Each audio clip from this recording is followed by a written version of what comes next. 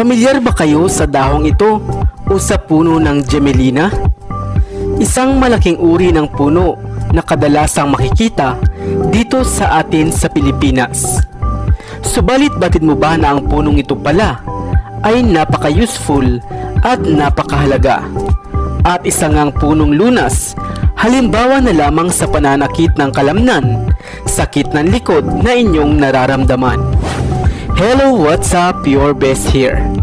Kaya naman halika at sa videong ito ay talakayin natin kung papaanong magagamit ninyo ang mga dahon ng punong ito ng Gemelina upang makagaling ng inyong mga nararamdaman sa katawan na hindi mo na nga kinakailangan pang gumastos ng mahal.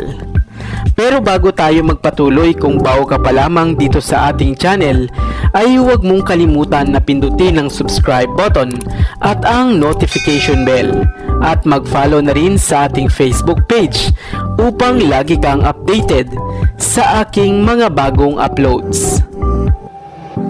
Ang Gemelina o gambari kung tawagin ay isang uri ng malaking puno na native sa bansang katulad ng Pakistan, Bhutan at India.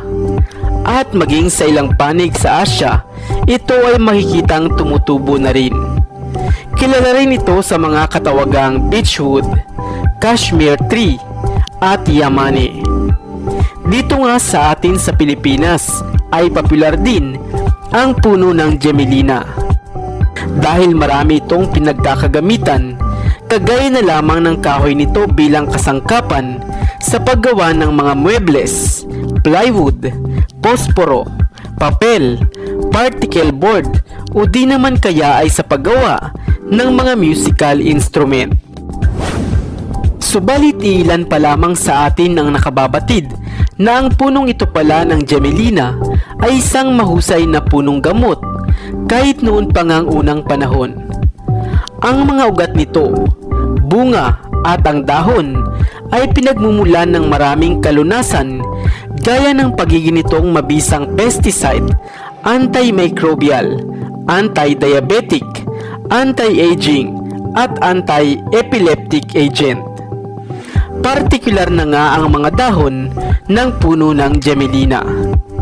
Kung kayo nga ay mayroong nananakit na kasukasuan o sakit ng likod, bunga ng lamig-lamig sa mga katawan na nagdudulot ng pagkabalisa, hirap sa pagkilos, pananakit ng katawan at hirap sa pagtulog, ay hindi mo na nga kinakailangan pa na gumastos o bumili agad ng gamot.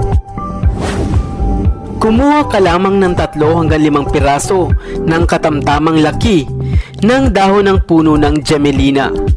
Ligisin ito o durugin gamit ang inyong mga palad upang maglabas nga ito ng animoy mga berding katas. Pagkatapos nito ay itapal ito sa nananakit na bahagi ng katawan at gawin ito bago matulog. Maaari mo rin itong talian ng tela upang hindi ito maalis sa pagkakadikit.